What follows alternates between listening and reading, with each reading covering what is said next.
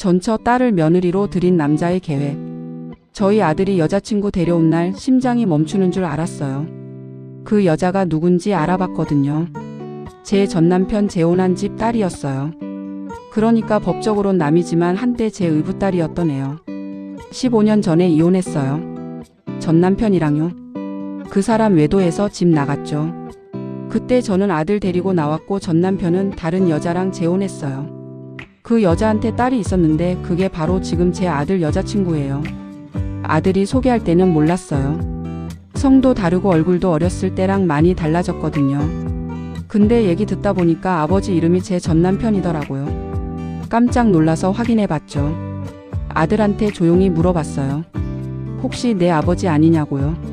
아들이 그러더라고요. 맞는데 뭐가 문제냐고요. 법적으로 남이니까 결혼해도 된다고 했어요. 법적으론 문제 없어요. 이혼하면서 전남편이랑 완전히 남이 됐고 그 딸도 제 호적이랑 아무 관계 없으니까요. 근데 윤리적으로는 아니잖아요. 아들한테 반대했어요. 다른 여자 만나라고요. 아들이 발끈했어요. 왜 반대하냐고, 사랑하는데 못 만나게 할 거냐고요. 전 설명했죠. 그 애 아버지가 내 친아버지라고요. 아들이 그게 뭐가 문제냐고 하더라고요. 본인들끼리 이복남매도 아니고 법적으로 문제 없으면 되는 거 아니냐고요. 요즘 시대에 그런 거 신경 쓰는 게 이상하다면서요. 며칠 뒤에 전남편한테 연락 왔어요. 15년 만이었어요. 만나자고 하더라고요. 카페에서 만났는데 전남편 표정이 묘하더라고요. 뭔가 기대하는 것 같았어요. 전남편이 말했어요. 우리 애들 사귀는 거 안다고요. 자기도 처음엔 놀랐는데 생각해보니 괜찮은 것 같다고 하더라고요. 오히려 좋다고요. 무슨 소리냐고 물어봤더니 전남편이 웃으면서 말하는 거예요. 이렇게 되면 다시 가족 되는 거 아니냐고요. 애들 결혼하면 우리도 자주 볼 수 있다고요. 소름 돋았어요. 전남편이 이걸 노린 거였어요. 딸한테 제 아들 소개시킨 거죠. SNS로 제 아들 찾아서 딸이랑 만나게 했대요. 우연처럼 꾸며서요. 전남편이 계속 말했어요. 자기가 저한테 잘못했다고 15년 동안 후회했다고요. 애들 결혼하면 다시 만날 수 있으니 좋다면서요. 저한테 아직 미련 있다고 하더라고요. 기가 막혔어요. 자기 딸을 이용해서 저한테 접근하려는 거잖아요. 아들한테 당장 말했죠. 헤어지라고요. 너희 아버지가 계획한 일이라고요.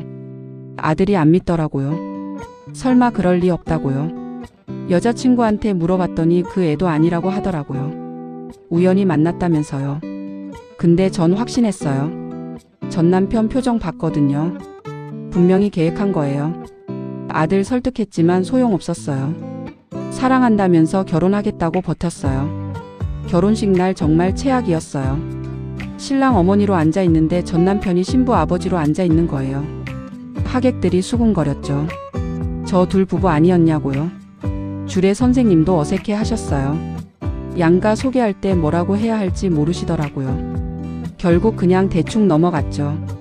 피로연 때 전남편이 제 옆에 왔어요. 웃으면서 말하더라고요. 이제 다시 가족 됐다고, 손주들도 우리 둘이 같이 볼 수 있다고요. 전 차갑게 말했어요. 절대 당신하고 가족 아니라고요. 아들이 실수로 결혼했지만 언젠가 후회할 거라고 했죠. 신혼 초엔 괜찮아 보였어요. 아들도 며느리도 행복해 보였죠. 근데 문제가 생기기 시작했어요. 명절 때요. 명절에 누구 집 먼저 가야 하나요? 신랑 아버지 집이요? 신부 아버지 집이요? 근데 신랑 아버지랑 신부 아버지가 같은 사람이면요? 전남편이 양쪽 다 자기 집 오라고 했어요. 자기가 아들 아버지이기도 하고 며느리 아버지이기도 하니까요. 아들이 거부했죠. 그 집엔 절대 안 간다고요. 며느리는 친정 가고 싶어 했어요. 근데 친정이 곧 시아버지 집이잖아요. 며느리 입장에선 친정 가는 건데 아들 입장에선 아버지 집 가는 거죠.